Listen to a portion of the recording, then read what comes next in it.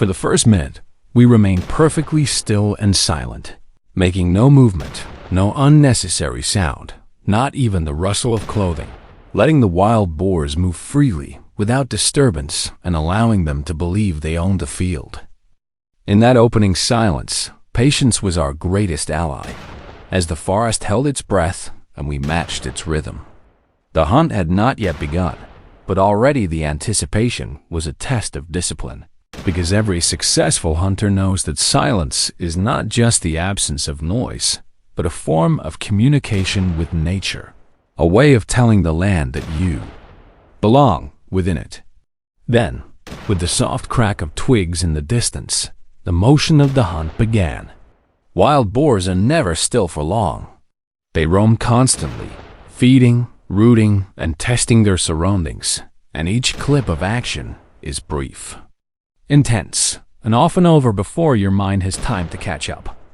But within those flashes of chaos, careful awareness is everything, because the smallest detail, a shift of wind, a glint of moonlight, the rhythm of hoofbeats in the undergrowth, can decide the difference between success and failure, safety and danger.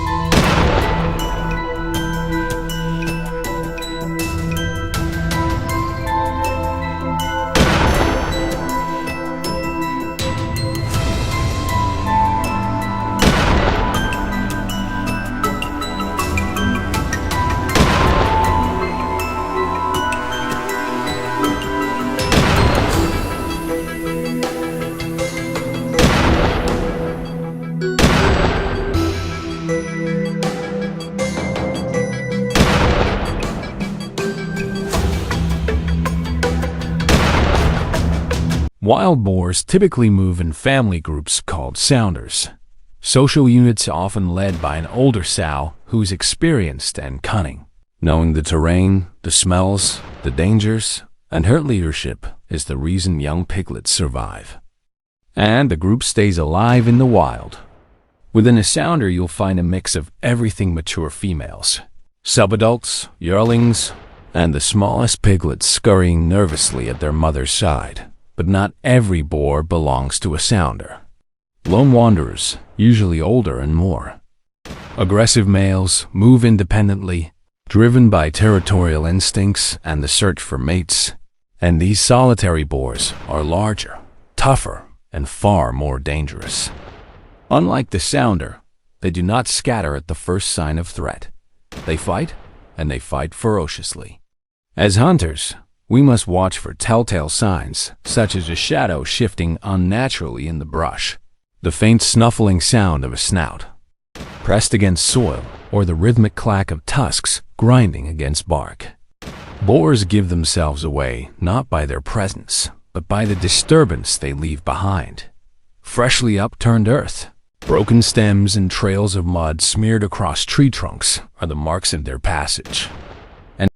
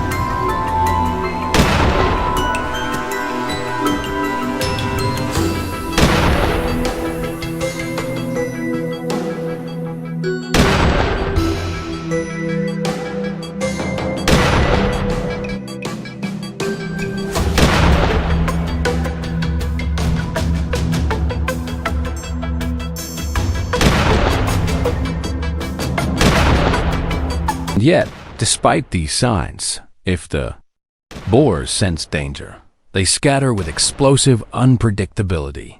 One moment they are there, the next they vanish into the thick cover like smoke caught in the wind. The wind itself is our constant companion and adversary. Its direction crucial, because a boar's sense of smell is legendary sharper, more reliable than its eyes or ears. If the breeze shifts against us, carrying our scent forward, the game is over before it begins, and even dew clinging to wet grass can carry odor farther than expected, betraying our presence. This is why we move with the wind at our side or back, crouch low and stay beneath its current, and calculate every step with care. In open fields, where the land offers little cover, we crouch low behind grass or small earthen banks so that the hunter becomes part of the landscape, just another shadow among many, and in the thicker brush, progress is slower and more deliberate, because every branch snapped underfoot is a warning to the animals, and every deep breath risks revealing your position. We advance carefully, eyes scanning constantly and ears straining for the faintest sound, stepping quietly and breathing shallowly, trading comfort for survival. Because even the smallest mistake, a misplaced step, the clink of metal against stone or a shifting breeze, can send the boars into frenzy. When alerted, they don't merely run. They explode into motion, zigzagging unpredictably and crashing through the undergrowth with terrifying force. And they don't just flee from danger, they scatter, regroup, and sometimes, when pressed, charge back toward it.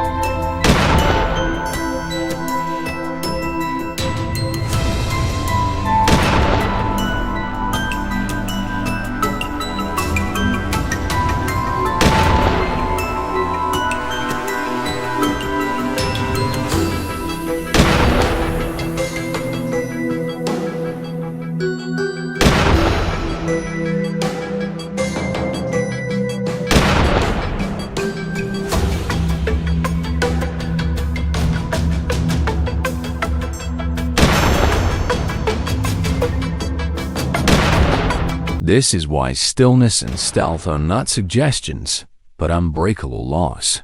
When a boar comes into range, everything changes.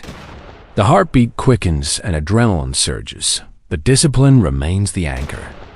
We remain calm and aim deliberately, never rushing, because a rush shot is worse than no shot at all. Each opportunity is fleeting, and every decision must be precise. So we focus on the center of mass, the vital heart-lung area, where a well-placed shot ensures a quick, humane takedown. To fire wildly is to invite disaster, not only in missing the target but in wounding it, forcing a long and dangerous chase. Often the boars run in and out of cover, weaving through brush and trees, and at times, one boar will move behind another, blocking the line of fire. When that happens, we wait, because patience is again the key. Safety always comes first, and we never squeeze the trigger until the shot is clear. Behind every trigger pull lies responsibility, not just for the kill, but for the safety of the hunters, the land, and the creatures that inhabit it. If you'll enjoy this video, please like and subscribe my channel for more information.